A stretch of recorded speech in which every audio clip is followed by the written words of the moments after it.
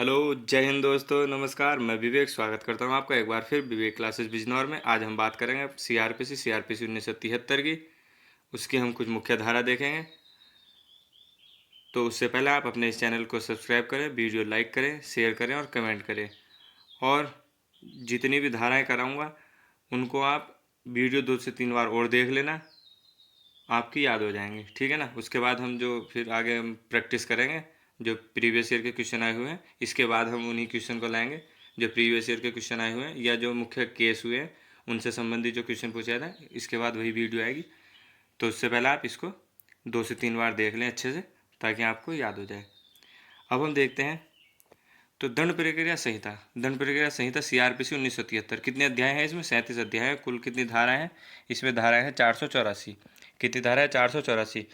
और ये 31 अक्टूबर 2019 से पूरे भारत में लागू है। सभी को पता है, क्योंकि 31 अक्टूबर 2019 से क्या हुआ था, जम्मू कश्मीर का अनुच्छेद 370 कैंसिल कर दिया गया था भारत सरकार द्वारा।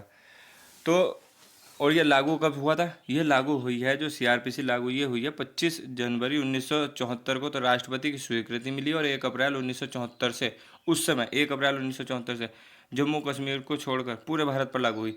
और 31 अक्टूबर 2019 से ये अब वहाँ भी लागू है। अब हम देखते हैं इसमें थोड़ा सा ये ऐड हुआ है आपराधिक कानून संशोधन एक्ट 2018 के अनुसार। आईपीसी में भी हम देख चुके हैं, 376 कैक है, ये सब देख चुके हैं। और यहाँ भी हम देख लेते हैं एक बार। तो इसमें क्या कहा गया? 12 वर्ष से कम की उम्र की लड़के के साथ यदि बलात्कार होता है तो उसमें सजा अब कम से कम कितनी है? 20 वर्ष सश्रम, मतलब कठिन कारावास या फांसी। ये पहले कितनी थी? ये पहले 10 वर्ष थी, और या आजीवन कारावास थी। कितनी थी ये? 10 वर्ष या आजीवन कारावास। आगे देखते हैं। यदि पीड़ित, सॉरी ये गलत हो गया, पीड़ित गलत टाइप हो गया। यदि पीड़ित की उम्र 16 वर्ष से कम है, यदि पीड़ित की, एक तो पहला है यदि 12 वर्ष से कम, यदि पीड़ित की उम्र 16 वर्ष से कम है तो सजा 20 वर्ष सश्रम। कैसा होगा क्रम? जो कारावास होगा वो सश्रम कारावास होगा या मृत्युदंड। किसमें? यदि 16 वर्ष से कम है तो 20 वर्ष सश्रम कारावास या मृत्युदंड, लगभग लगभग दोनों में सेम है। इसके बाद यदि पीड़िता वयस्क है, यदि पीड़िता क्या वयस्क है, तो सजा पहले 7 वर्ष थी, बढ़ाकर कितनी कर दी गई है? 10 वर्ष कर दी गई है। नेक्स्ट, मेडिकल मुआवजा का खर्च। यह क्वेश्चन पूछे जा सकते हैं, मेडिकल मुआवजा का खर्च कौन देगा उसमें? तो मेडिकल और मुआवजा का खर्च कौन देगा? दोनों का, मेडिकल और मुआवजा, ये देगा राज्य सरकार। ये किसको देना होगा? राज्य सरकार। और खर्चे को जुर्माने के तौर पर वसूला जा सकता है। खर्चे को जुर्माने के तौर पर वसूला जा सकता है। किससे? जो भी आरोपी है। इसके बाद पुनर्वास का खर्चा अपराधी देता है। पूछा जा सकता है, पुनर्वास का खर्चा कौन देता है? अपराधी देता है। मेडिकल का खर्चा कौन देता है? ये राज्य सरकार। मुआवजा ये भी राज्य सरकार देती है। नेक्स्ट है इसमें, बलात्कार संबंधी अपराध की जांच के लिए समय 3 माह से घटाकर 2 माह कर दिया गया। बहुत ज़्यादा इंपॉर्टेंट है। अब समय कितना कर दिया? 3 माह से घटाकर 2 माह, तथा सुनवाई 6 महीने के अंदर। सुनवाई कितने महीने के अंदर होगी? 6 महीने के अंदर होगी। और हाँ, एक चीज़ और है, इसमें अग्रिम जमानत नहीं है। इसमें क्या है? सीआरपीसी की धारा आगे हम पढ़े 438, इसमें अग्रिम जमानत नहीं है। और एक चीज़ अति महत्वपूर्ण, इसमें क्या कहा गया? भारतीय साक्ष्य एक्ट 1872 के अनुसार स्त्री का यौन अनुभव व चरित्र मायने नहीं रखता। भारतीय साक्ष्य एक्ट 1872 के अनुसार, मतलब ऐसा समझ सकते हैं, यदि कोई वैश्यावृत्ति करती है अपनी आजीविका चलाने के लिए, यदि उसके साथ ये केस हो जाए तो ऐसा नहीं कह सकते कि हाँ ये तो वैश्य है, इसे क्या फ़र्क पड़ा।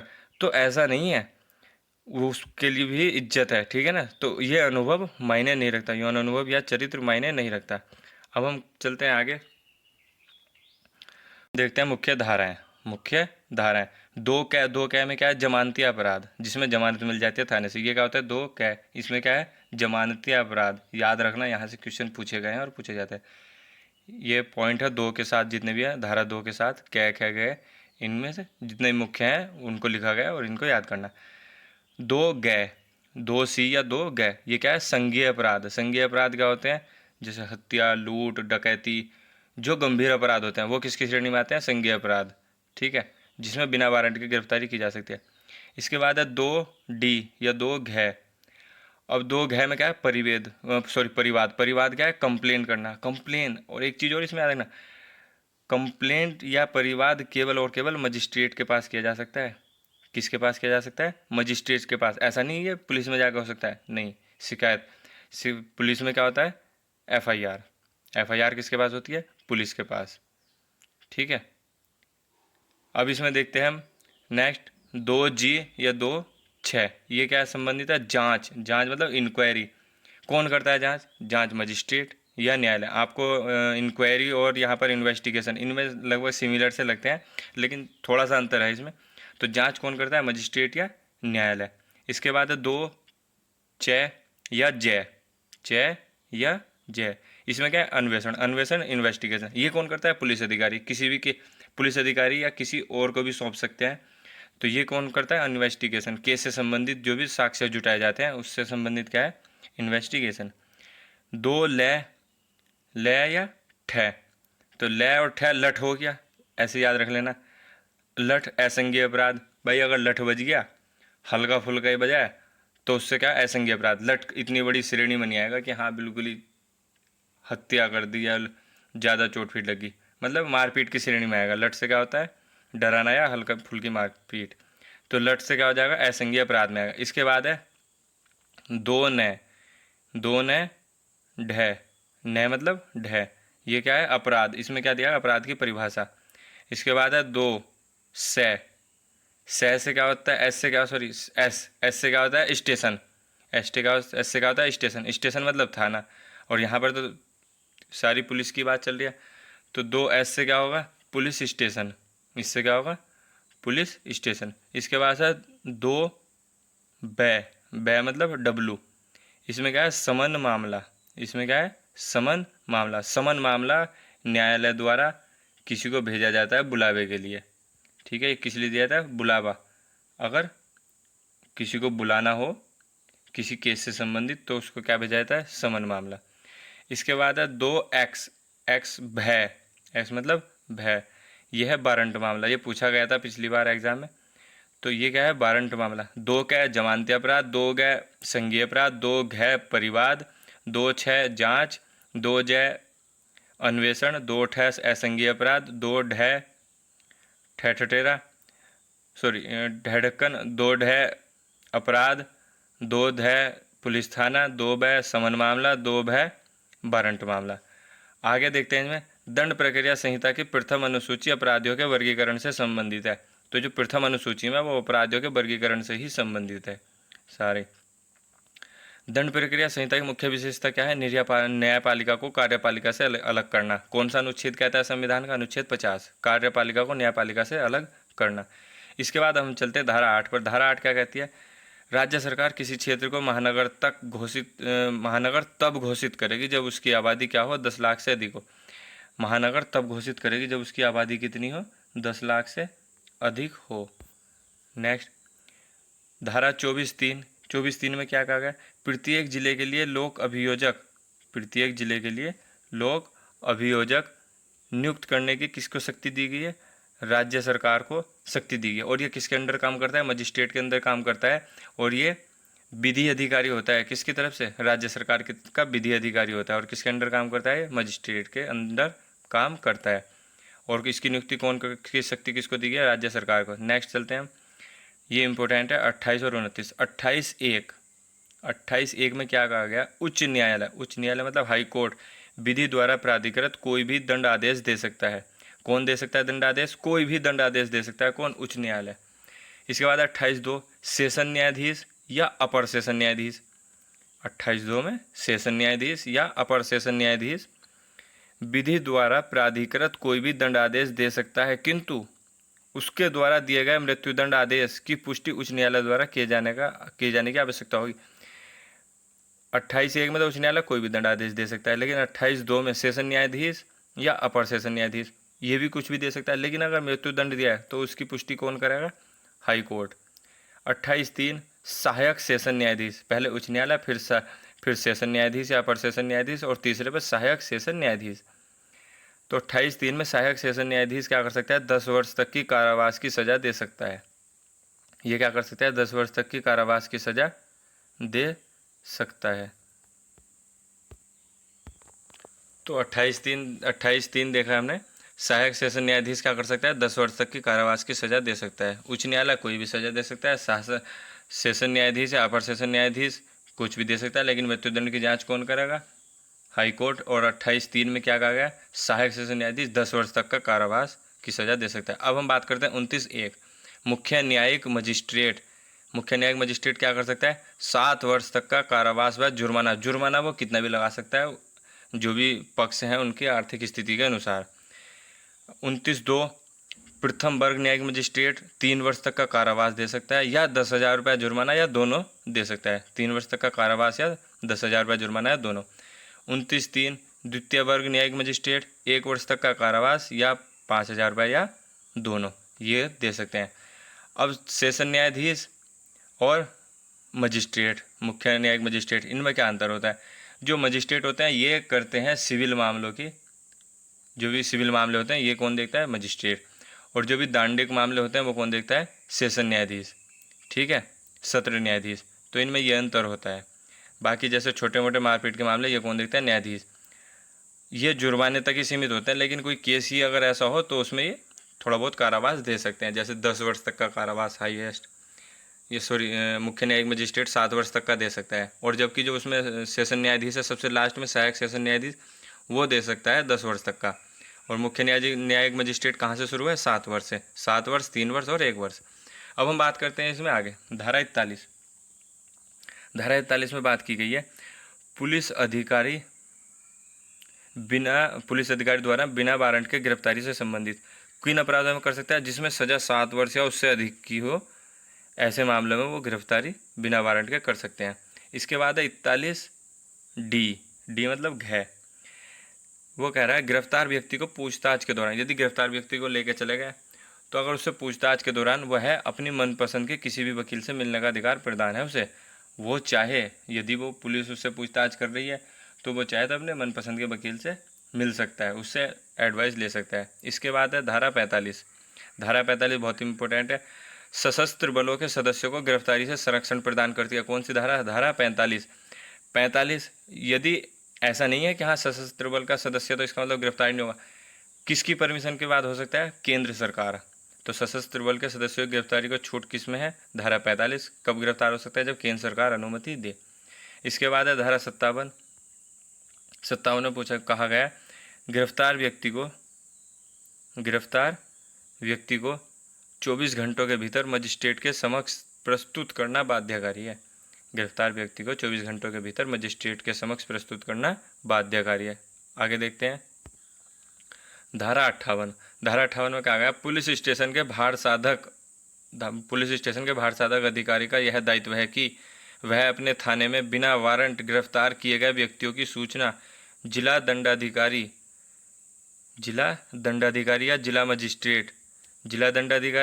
या जिला मजिस्ट्रेट या उसके निर्देश पर उपखंड मजिस्ट्रेट मतलब एसडीएम को देगा। तो धारा 58 में कहा गया पुलिस स्टेशन के भार साधक अधिकारी का यह दायित्व है कि वह अपने थाने में बिना वारंट गिरफ्तार किए गए व्यक्तियों की सूचना जिला दंडाधिकारी या जिला मजिस्ट्रेट या उसके निर्देश पर उपखंड मजिस्ट्रेट को देगा। जो वारंट वाले हैं उसका तो मजिस्ट्रेट को पता ही है, वहाँ से ही आता है वारंट। इसके बाद देखते हैं धारा 70। वारंट तब तक लागू रहेगा, इसमें कहा गया वारंट तब तक लागू रहेगा जब तक उसे जारी करने वाले न्यायालय द्वारा रद्द नहीं किया जाता या वह निष्पादित न कर दिया। निष्पादित मतलब जब तक वो कंप्लीट ना कर दिया जाए, जो भी उसके वारंट का कार्य था, किसी को पकड़ना था, तो वो जब तक कंप्लीट ना हो जाए या तो तब तक लागू रहेगा या जब तक न्यायालय द्वारा रद्द न कर दिया जाए। आगे देखते हैं हम। इसके बाद धारा 77 गिरफ्तारी का वारंट भारत के किसी भी स्थान में निष्पादित किया जा सकता है। ऐसा नहीं है कि हाँ उत्तर प्रदेश में अगर केस दर्ज हुआ है और जो आरोपी है वो कहाँ पर है, महाराष्ट्र में, तो ऐसा नहीं, वहाँ पे नहीं कर सकते। अभी गई थी उत्तर प्रदेश सरकार, महाराष्ट्र में भी गई थी। उत्तर प्रदेश सरकार की जो पुलिस है वो कहाँ पर गई थी, महाराष्ट्र में गई थी, तो वहाँ भी जा सकते हैं। तो इसमें यही बताया गया गिरफ्तारी का वारंट भारत के किसी भी स्थान में निष्पादित किया जा सकता है जब किसी अभियुक्त को, और इसी में धारा 77 में एक पॉइंट और है, जब किसी अभियुक्त को एक जिला की पुलिस के द्वारा न्यायालय की आज्ञा से दूसरे जिलों में ले जाया जाता है तो उसे ट्रांजिट रिमांड कहते हैं। तो ये पूछा जाता है ट्रांजिट रिमांड किसे कहते हैं। तो जब किसी अभियुक्त आरोपी को एक जिला की पुलिस के द्वारा न्यायालय की आज्ञा से, किसकी आज्ञा से, न्यायालय की आज्ञा से दूसरे जिलों में ले जाया जाता है तो उसे ट्रांजिट रिमांड कहते हैं। इसके बाद हम आगे बात करते हैं धारा 82, धारा 82 में क्या है, फरार व्यक्ति की उद्घोषणा, फरार व्यक्ति की उद्घोषणा। तो किसके तहत है फरार व्यक्ति की उद्घोषणा, ये है धारा 82। जैसे चस्पा कर देते हैं कि हाँ ये व्यक्ति फरार है इसको, तो और उसको कम से कम कितना समय दिया जाता है, लगभग 30 दिन, कम से कम 30 दिन का समय उसको दिया जाता है पेश होने के लिए। इसके बाद है धारा 83, फरार व्यक्ति की कुर्की से संबंधित है, फरार व्यक्ति की कुर्की से संबंधित, उसके घर से कुर्की हो सकती है।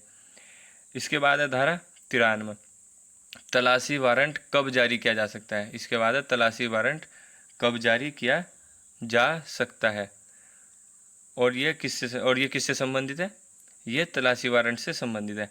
अब इसमें क्या है, तलाशी वारंट ये है, अब जैसे किसी को बंधक बना के रख रखा है, किसी को क्या कर रखा है, बंधक बना के रख रखा है, और अगर किसी ने कंप्लेन कर दी कि हाँ ये व्यक्ति नहीं मिल रहा है, या जैसे किडनैपिंग वाले केस होते हैं उसमें नहीं मिल रहा है, लेकिन यहाँ पर किडनैपिंग नहीं, ऐसा समझो कि आप जैसे किसी की शादी हुई है और शादी के कुछ टाइम बाद तक सब कुछ सही चल रहा है, लेकिन उसके बाद स्थिति ख़राब हो जाती है, और अगर जो महिला है अगर उसको बंधक बना कर रख दिया जाता है, और महिला का पिता यदि या महिला का कोई भी सगा संबंधी यदि कंप्लेन करता है कि हाँ ये जो महिला है ये इसका नहीं पता है, आप ज़रा तलाशी वारंट जारी करिए, हम देखते हैं ये कहाँ पर है, तो मजिस्ट्रेट, तो इसको कौन जारी करेगा वारंट को, मजिस्ट्रेट द्वारा ये वारंट जारी किया जा सकता है कि हाँ किसी पुलिस अधिकारी को सौंपेंगे कि आप जाके तलाशी करो और उसके बारे में जो भी साक्ष्य है ये जो भी कुछ है मेरे सामने पेश किया जाए। तो वो किसके सामने पेश किया जाएगा, तलाशी लेने के बाद मजिस्ट्रेट के सामने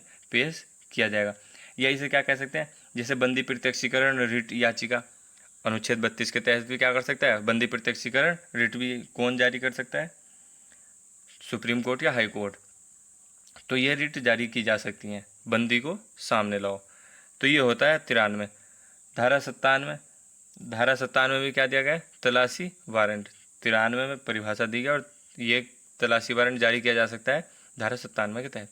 अब इसके बाद है धारा 107, 107 में क्या कहा गया है, 107 में क्या कहा गया है, और हाँ एक चीज़ और है, जैसे 97 में क्या है, जो वारंट कौन जारी कर सकता है, इसको जिला मजिस्ट्रेट, उपखंड मजिस्ट्रेट या प्रथम वर्ग न्यायिक मजिस्ट्रेट कर सकता है, और जबकि रिट जो अनुच्छेद 32 के तहत उसको हाई कोर्ट और सुप्रीम कोर्ट ही कर सकता है। लेकिन यहाँ पर जो ये तलाशी वारंट है इसको कौन जारी कर सकता है, जिला मजिस्ट्रेट, उपखंड मजिस्ट्रेट या प्रथम वर्ग न्यायिक मजिस्ट्रेट।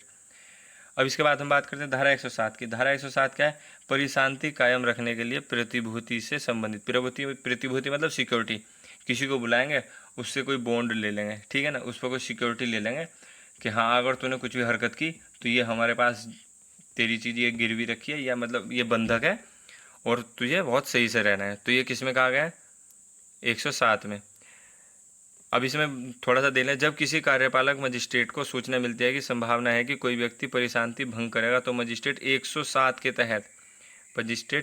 तहत उस व्यक्ति से 1 वर्ष के लिए बंद पत्र बॉन्ड भरने का आदेश, भाई 1 वर्ष के लिए तू भर दे, हमें लग रहा है तू गड़बड़ करेगा, तू यहीं पर साइज ये तेरा कुछ भी बॉन्ड है, पैसे ले लो या जो भी कुछ है वो बॉन्ड का, वो वहाँ किसके ऊपर डिपेंड करता है, मजिस्ट्रेट के, यहीं पे तू अपना बॉन्ड भर, और अगर तूने कोई भी गड़बड़ की तो हम उसके बाद तुझे देख लेंगे, ठीक है, तेरा बॉन्ड हमारे पास है। इसके बाद है धारा 108, राजद्रोहात्मक बातों को फैलाने वाले व्यक्तियों से सदाचार के लिए प्रतिभूति से संबंधित।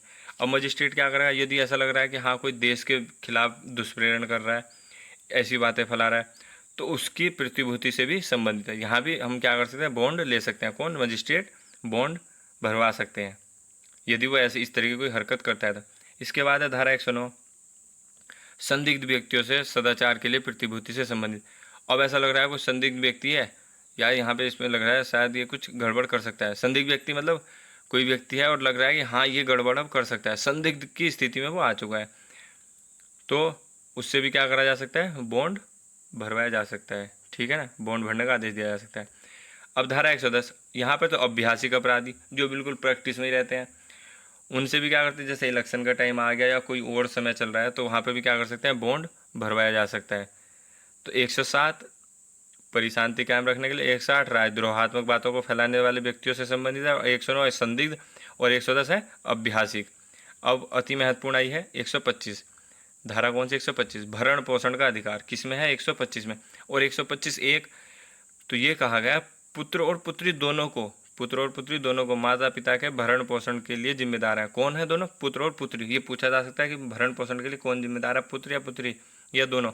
तो दोनों जिम्मेदार है। किस धारा में? धारा 125(1) में। इसके बाद हम बात करते हैं धारा 129।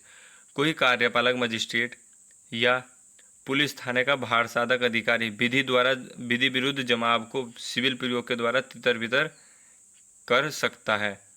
कोई कार्यपालक मजिस्ट्रेट भी कर सकता है या पुलिस थाने का भार साधक अधिकारी एसओ या एसएचओ विधि विरुद्ध जमाव को क्या कर सकता है? सिविल बल के द्वारा तितर बितर कर सकता है।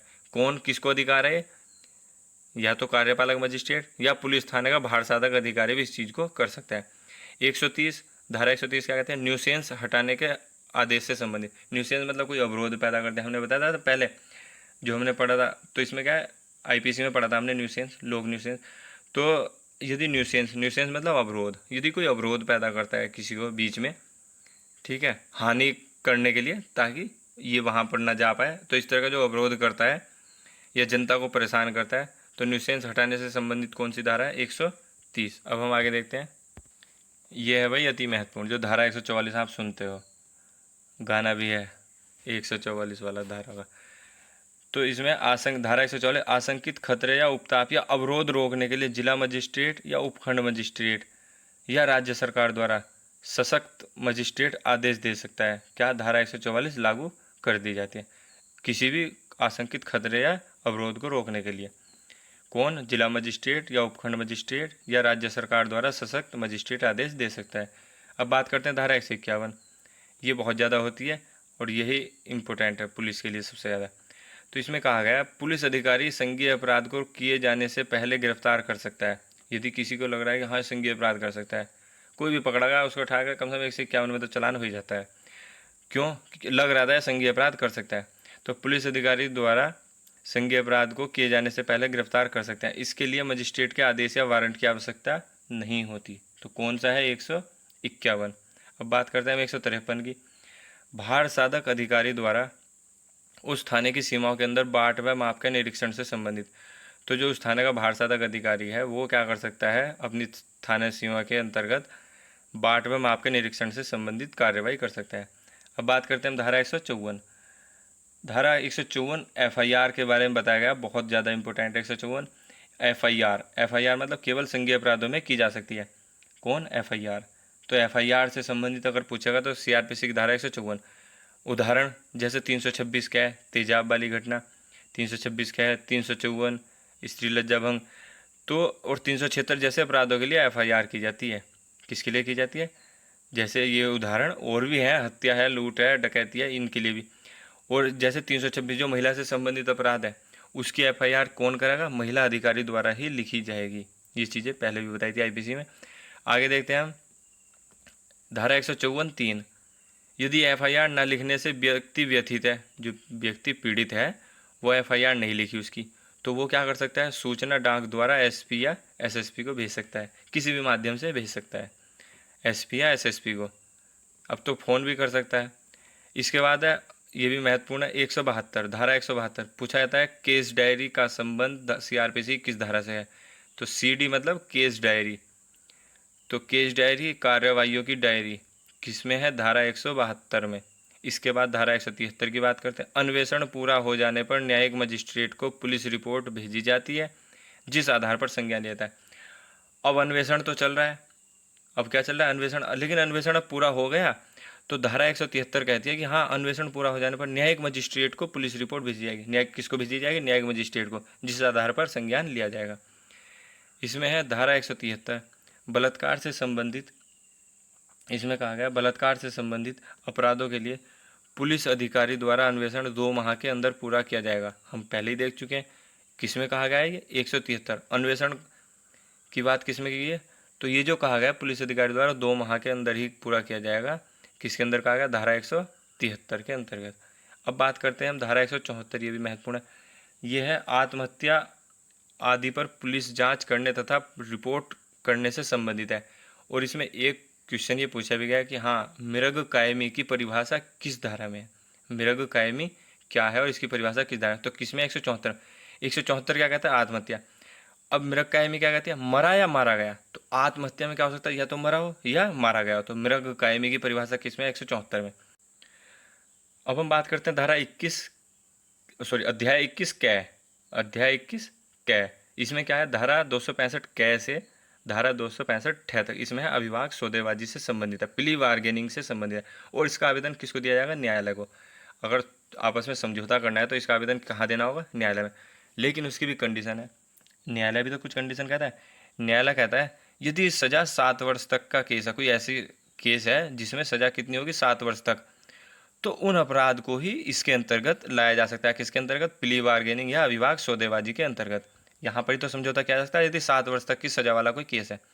दूसरा, स्त्री या 14 वर्ष से कम आयु वाले बच्चों के साथ कोई अपराध है तो वो इसमें शामिल नहीं किया जाएगा, उनकी सौदेबाजी नहीं होगी। स्त्री या 14 वर्ष से कम आयु वाले, और दूसरा क्या है, 7 वर्ष से कम आयु वाले अपराध के वालों को ही इसके अंतर्गत लाया जा सकता है। तो पूछा जा सकता है अविवाद सौदेबाजी किससे संबंधित है। पॉइंट ए, 7 वर्ष से कम सजा वाले को इसके अंतर्गत लाया जा सकता है।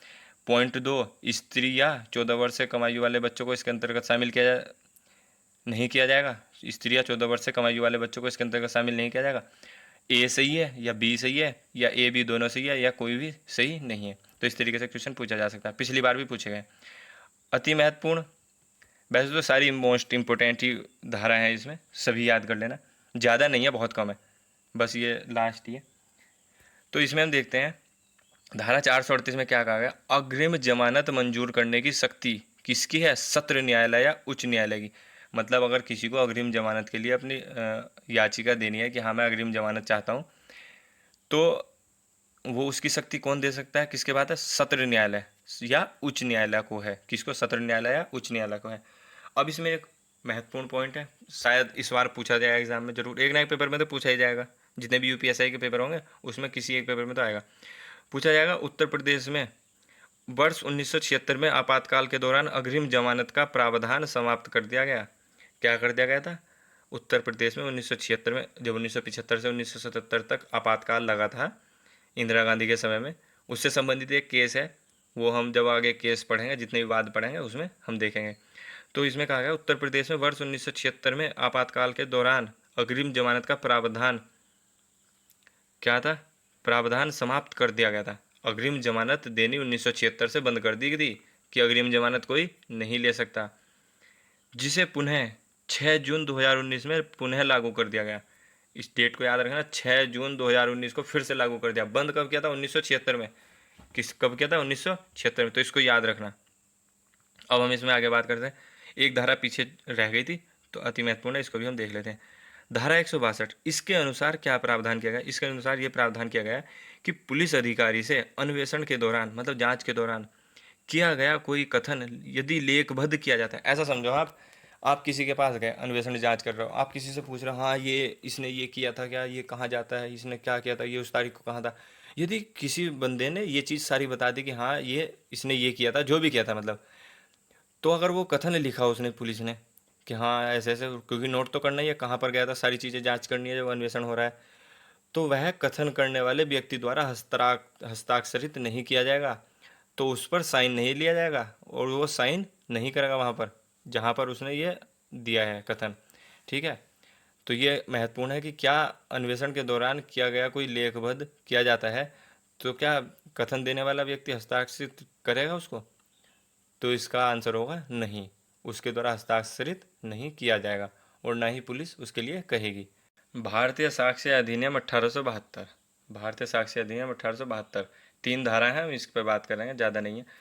तो ये कब से लागू हुआ है, 1 सितंबर 1872 से। कब से लागू हुआ है, 1 सितंबर 1872 से। 1 जनवरी 1862 आईपीसी लागू, 1 अप्रैल 1974 सीआरपीसी लागू, 1 सितंबर 1872 से लागू क्या है, भारतीय साक्ष्य अधिनियम। ये अभी तक क्या है, सब एक एक डेट को ही हुए हैं, 1 जनवरी को 1862 को, 1 अप्रैल 1974 और 1 सितंबर 1872 से। अब इसमें क्या है, धारा 9, इसमें क्या है, धारा 9, धारा 9 में कहा गया है शिनाख्त परेड पुलिस अधिकारी द्वारा किसी भी नागरिक द्वारा तथा मजिस्ट्रेट द्वारा ली जा सकती है। शिनाख्त परेड किसके द्वारा ली जा सकती है, किसी के द्वारा भी ली जा सकती है, किंतु पहचान कार्रवाई, किंतु पहचान कार्रवाई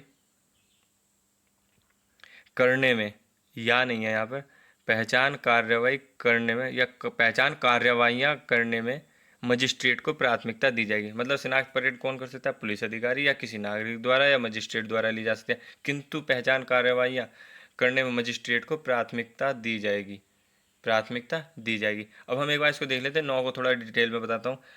अब बात करते हैं हम धारा 17 की। ये क्या है? स्वीकृति को परिभाषित किया गया। मतलब स्वीकृति, किसी चीज़ की स्वीकृति ले ली, ठीक है, कि हमें ये अपराध क्या है, तो ये क्या हो गया? स्वीकृति। किसी भी चीज़ को एक्सेप्ट कर लेना, ये क्या है? स्वीकृति। इसकी परिभाषा किस में दी गई है? धारा 17 में। अब बात करते हैं हम धारा 25 की। किसी भी पुलिस ऑफिसर से की गई कोई भी संस्वीकृति किसी अपराध के अभियुक्त व्यक्ति के विरुद्ध साबित नहीं की जाएगी। मतलब ऐसा है, मजिस्ट्रेट या न्यायालय ये कहता है, यदि पुलिस के सामने उसने कोई बयान दिया है, पुलिस के सामने कोई बयान दिया है, तो हम उसको नहीं मानेंगे, हम उसको नहीं मानेंगे, उसको उसके विरुद्ध यह साबित नहीं की जाएगी। उसको मानेंगे लेकिन तथ्यों के आधार पर, उससे फिर पूछा जाएगा। लेकिन हाँ, केवल उसी बेस पर हम फैसला कर दें, ये नहीं होगा। क्यों? हो सकता है पुलिस ने दबाव में कराया हो, ठीक है, मारपीट के करवाया हो, तो ये क्या है? तो किसी भी पुलिस ऑफिसर से की गई कोई भी संस्वीकृति किसी अपराध के अभियुक्त व्यक्ति के विरुद्ध साबित नहीं की जाएगी, किसी भी अभियुक्त व्यक्ति के विरुद्ध साबित नहीं की जाएगी। ये किस में कहा गया? धारा 25 भारतीय साक्ष्य अधिनियम 1872। अब हम बात करते हैं, ये 3 धारा थी, यही बहुत है आपके लिए। अब हम बात करते हैं भारतीय साक्ष्य अधिनियम की जो धारा है 9। अब इसमें क्या है? तो ये जो शिनाख्त परेड है, ये कहाँ पर होती है? ये होती है जेल में। कहाँ होती है? जेल में। मुजरिम जब अरेस्ट होकर, जो भी मुलजिम होता है, अरेस्ट होकर कोर्ट में पेश होता है, तो कोर्ट उसे 14 दिन की जुडिशियल कस्टडी में भेज देता है। तो क्या करता है कोर्ट? उसको 14 दिन की जुडिशियल कस्टडी में भेज देता है। तो विक्टिम पार्टी, जो भी पीड़ित पार्टी है, उसका लॉयर कहता है कि इनकी पहचान कराई जाए।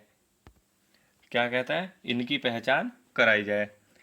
अब एक केस है, उसके बारे में बात करते हैं, आपको ये बिल्कुल क्लियर समझ में आ जाएगा शिनाख्त परेड क्या होता है। साल 2003 और 2004 में क्या हुआ था? पटियाला हाउस कोर्ट में एक केस आया था। जो मुख्तार अंसारी इस समय रो रहा है ना यूपी में, जो मुख्तार अंसारी इससे यहाँ रो रहा है ना यूपी में, जेल में बंद है, तो वो बहुत बड़ा गुंडा था, ठीक है ना। वो क्या था? बहुत बड़ा गुंडा था, उसने बहुत जुल्म किया है लोगों पर। अब उसके बारे में बताता हूँ थोड़ा सा। तो इसमें क्या होता है, एक केस आया था, तो मुख्तार अंसारी के गुर्गो, ये तो गुर्गो की बात है, मुख्तार अंसारी नहीं, उसके जो चेले चपाटे हैं, गुर्गो का। और उसमें गुर्गो का ऐसा ऐसा हुआ था, वो जेल में थे। वो क्या थे? जेल में थे। लेकिन ऐसा कमी होता है कि मुजरिम कहे कि हमारी शिनाख्त परेड कराओ। तो जो एक केस आया था मुख्तार अंसारी और गुर्गो का, तो उसमें क्या कहा था उन्होंने, मुजरिमों ने, कि हमारी शिनाख्त परेड कराओ। अब क्यों कहा था, आगे देखते हैं। इस केस में कहा गया, इस केस में कहा गया था, किस केस में? जो मुख्तार अंसारी वाला केस आया था कि हमारी शिनाख्त परेड कराओ। अब क्यों कहा था वो देखते हैं। और इस केस में हुआ क्या था? इस केस में किडनैपिंग हुई थी। इस केस में क्या हुई थी? किडनैपिंग हुई थी। 2003 से पहले की किडनैपिंग है ये, बहुत पहले की। लेकिन केस कब खुला और कब की बात है? 2003 की। और करोड़ों की फिरौती वसूल की गई। किसी का किडनैप किया और करोड़ों की, लाखों की नहीं, करोड़ों की, करोड़ों की फिरौती वसूल हुई। और आरोपियों ने धमकी दे रखी थी पीड़ितों को कि अगर हमें पहचान लिया तो जान से मार देंगे। पहले क्या किया? किडनैप किया, फिर क्या लिया? फिरौती ली करोड़ों की, और फिर क्या किया? उनको डराया, अगर पहचान लिया तो जान से मार देंगे। और यही हुआ, पीड़ितों ने पहचानने से इनकार कर दिया था और उन्हें जमानत मिल गई थी। तो शिनाख्त परेड ये होती है कि जो भी मुजरिम है उसको पहचानना कि क्या यही है, तो ये। और सुप्रीम कोर्ट ने इसके बारे में एक चीज़ भी कहा है कि शिनाख्त परेड ठोस सबूत नहीं है। अब जैसा है, यहीं पे देख लेते हैं हम 2003 का जो केस था मुख्तार अंसारी गुर्गो का। तो क्या है? ठोस सबूत है? नहीं है भाई, उन्होंने डर के मना कर दी कि हाँ ये नहीं थे, नहीं पहचाना आरोपियों को। तो इसका मतलब ये ठोस सबूत नहीं है। और सुप्रीम कोर्ट ने भी इसके बारे में कहा है कि शिनाख्त परेड ठोस सबूत नहीं है। तो ये हमारे सीआरपीसी और भारतीय साक्ष्य अधिनियम 1872, ये हमारी जो मुख्य धारा थी वो कंप्लीट हो गई है। अब हम बात करेंगे अगले पार्ट में जो भी हमारे केस वाद हुए हैं और अति महत्वपूर्ण जितने भी वाद हुए हैं वो हम देखेंगे अगले वीडियो में। बहुत अच्छे से समझाया गया है, उस वीडियो को देखना, एग्ज़ाम में वहीं से ज़्यादा आता है। और साथ में हम जो आईपीसी सीआरपीसी की धारा हैं उनसे रिलेटेड उनको भी रिपीट करेंगे। तो तब तक वेट करते हैं और देखते हैं नेक्स्ट पार्ट। धन्यवाद। राम राम।